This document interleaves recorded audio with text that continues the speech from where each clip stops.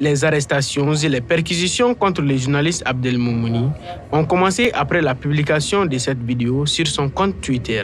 Elle montre des hommes armés qui seraient du service des renseignements somaliens. Retour sur les faits. Le 8 octobre 2022, le ministère de l'Information somalien a publié un décret interdisant la diffusion de messages relevant d'une idéologie extrémiste par le biais des médias traditionnels et des réseaux sociaux.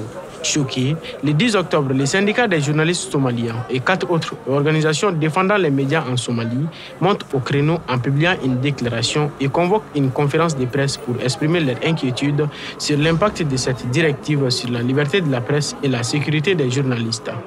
Le 12 octobre, après la publication de la vidéo de tentative de perquisition, à l'après-midi, Moumouni est arrêté à l'aéroport international et empêché de se rendre à Nairobi.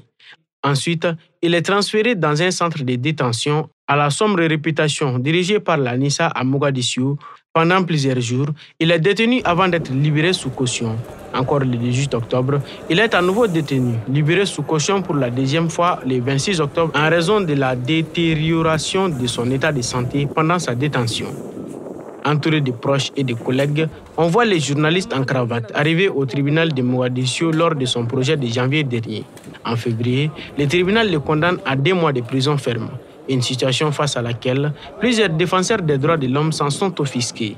La Somalie, 17 millions d'habitants, est le pays le plus dangereux pour les journalistes en Afrique, avec plus de 50 journalistes tués de 2010 à nos jours. De multiples enlèvements et des séquestrations ont aussi été enregistrés.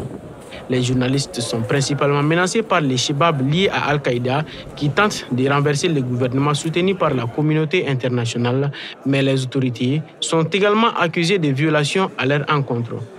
Le rapport 2023 des Reporters sans frontières place le pays à 141e place sur 180.